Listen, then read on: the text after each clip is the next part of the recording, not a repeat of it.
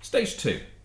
The rhubarb, usually you would have left to macerate with the sugar for 3 days, beyond which you can start to get a white mould forming on the surface. Because I knew I was going to be a little bit longer than the 3 days before I got around to this stage, I took the precaution of crumbling a Camden tablet on top just to kill off any microbes that might be there. Now, just a few days later, I'm ready to deal with this. So I will pour off the liquid and the rhubarb into this brew bin, and I'm pouring that through a sheet of muslin that I've already sanitized by boiling it. Now that the liquid has run through that sheet of muslin, I've put the rhubarb back into this bowl, and I'm now squeezing out the juice. You can mash it up with the end of a rolling pin or a potato masher. Here I'm using a potato ricer to try and squeeze the rest of the juice out of this rhubarb.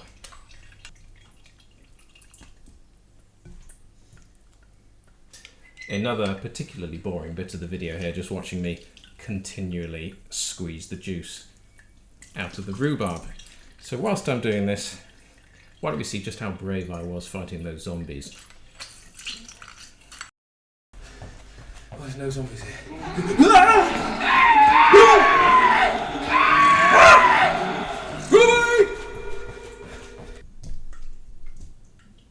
Obviously, I sanitised my hands as well as all the equipment, cutting them off at the wrist and putting them in the dishwasher for a cycle, and then stitching them back on again. I would heartily recommend you don't do this at home unless you're an experienced microsurgeon.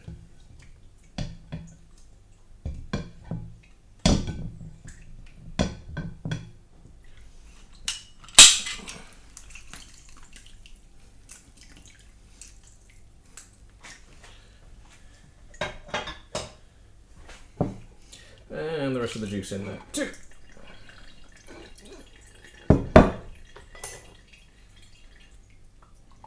Now I've taken the precaution of marking on the side of this brew bin the 4.6 litre mark. I want just a little over a gallon so I can siphon it off after the primary fermentation, leave some sludge behind, and then hopefully have enough to fill the demijohn right up to the neck.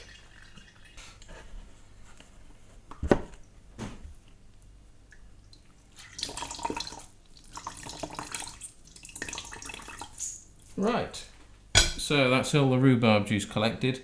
Not much in there at all, but enough to give the flavour. So, to this, I'm adding 2 litres of fresh grape juice. I just happened to have bought the red grape juice because it was on offer.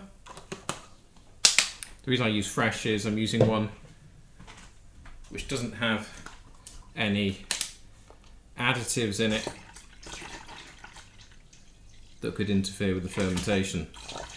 That said, I haven't checked. I dare say some of the non-refrigerated juices might well have been pasteurised and not have additives in either. But I thought these would give a nice flavour, and also the red, once it's all diluted, will hopefully give a nice rosé colour to the finished wine. So where are we on our level? We're only about halfway up. A kettle has been boiled and now cooled a bit.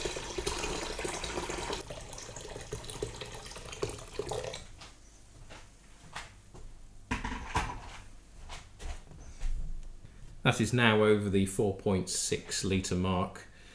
The temperature is a bit high at the moment.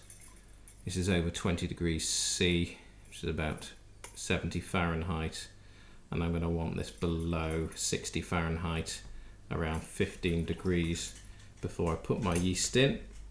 So I shall leave that to cool. As well as allowing this to cool, I'm going to need to make an adjustment to the sugar content.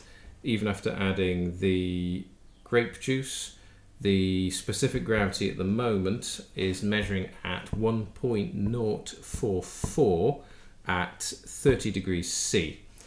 Adjusting for the temperature, that specific gravity comes to 1.047, which is still too weak. So I'm going to add 200 grams of household sugar, and that should hopefully bring the original gravity up high enough so the resulting wine is going to be about 10 or 11% ABV. 200 grams of white sugar. So I'll leave that to cool down. Once it has cooled down, the sugar should hopefully be dissolved, and then I can sprinkle in the yeast.